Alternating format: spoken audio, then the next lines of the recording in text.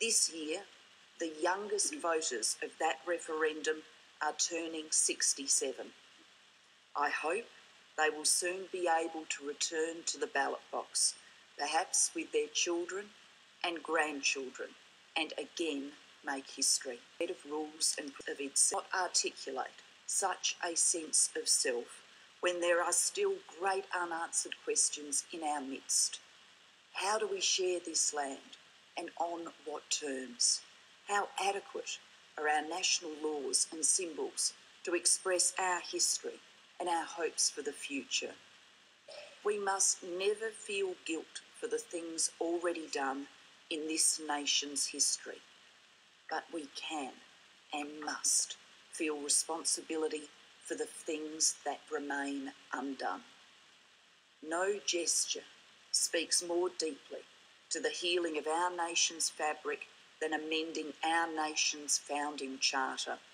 So I commend this bill to the House as a deed of reconciliation in its own right and as a sign of good faith for the referendum to come. We are bound to each other in this land and always will be. Let us be bound in justice and dignity as well. The question is that this bill be now read a second time. I call the Leader of the Opposition. Madam Speaker, I rise to follow the fine speech of the Prime Minister, and I really am pleased to have this chance to join with her in supporting this bill. Madam Speaker, Australia is a blessed country. Our climate, our land, our people, our institutions rightly make us the envy of the earth. Except for one thing, we have never fully made peace with the first Australians. This is the stain on our soul that Prime Minister Keating so movingly evoked at Redfern 21 years ago. We have to acknowledge that pre-1788, this land was as Aboriginal then as it is Australian now. And until we have acknowledged that, we will be an incomplete nation and a torn people. We only have to look across the Tasman, Madam Speaker, to see how it all could have been done so much better. Thanks to the Treaty of Waitangi in New Zealand, two peoples became one nation.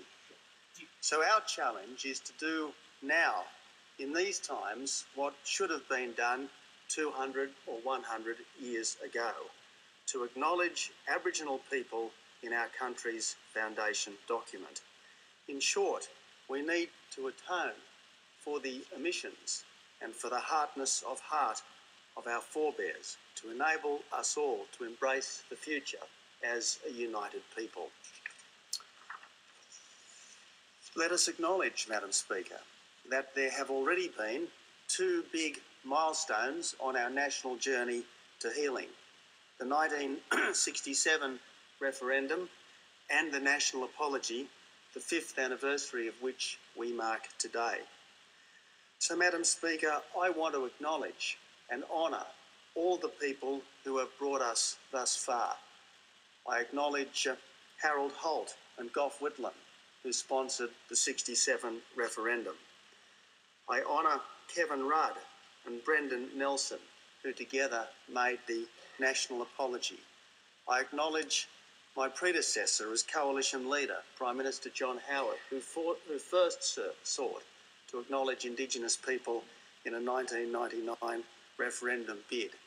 I particularly acknowledge and thank Pat Dodson, Mark Liebler and other members of the expert panel whose work began the process that today's bill takes forward.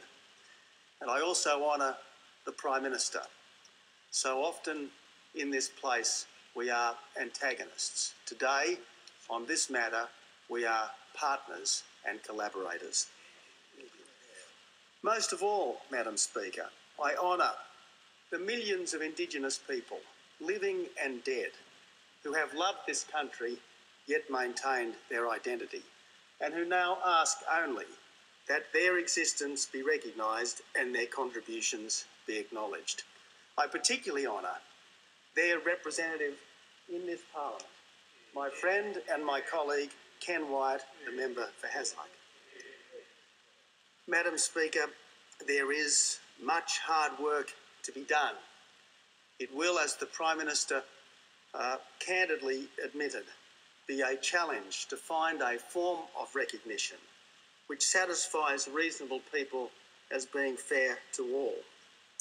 It won't necessarily be straightforward to acknowledge the first Australians without creating new categories of discrimination, which we must avoid, because no Australians should feel like strangers in their own country. But, Madam Speaker, I believe that we are equal to this task of completing our Constitution rather than changing it. The next Parliament will, I trust, finish the work that this one has begun. So much, Madam Speaker, of what happens here passes people by when the Parliament lifts people's spirits, makes them feel more proud of our country and more conscious of our potential to more often be our best selves.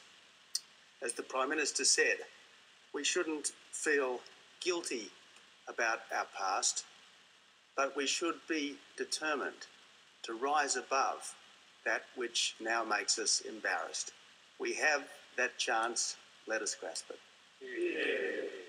The question is that this bill be now read a second time.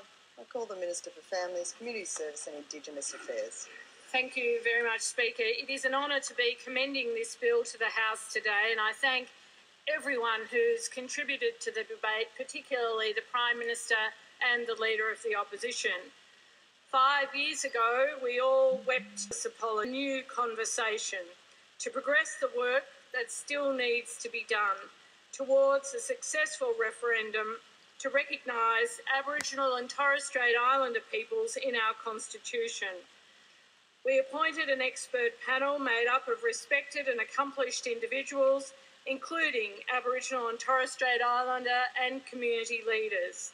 They travelled the country, gathered views and advice, and for the first time, we now have meaningful proposals for change. And I would like to thank again the expert panel for their hard work and dedication to constitutional recognition, many of whom are here with us today.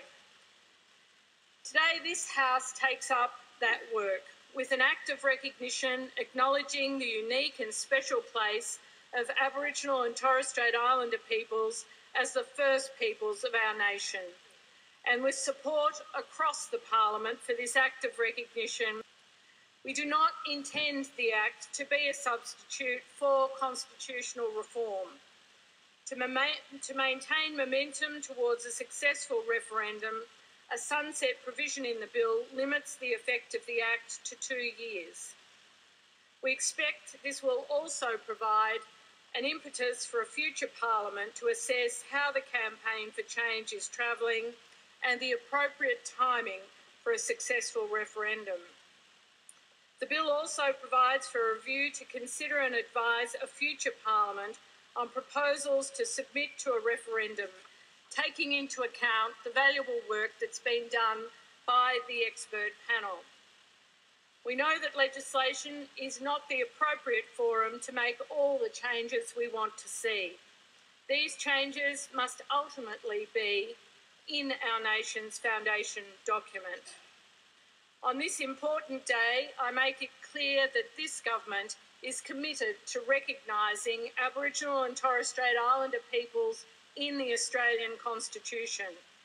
We believe the Constitution should history, culture and connection to the land, reflect our country's fundamental belief in the importance of equality by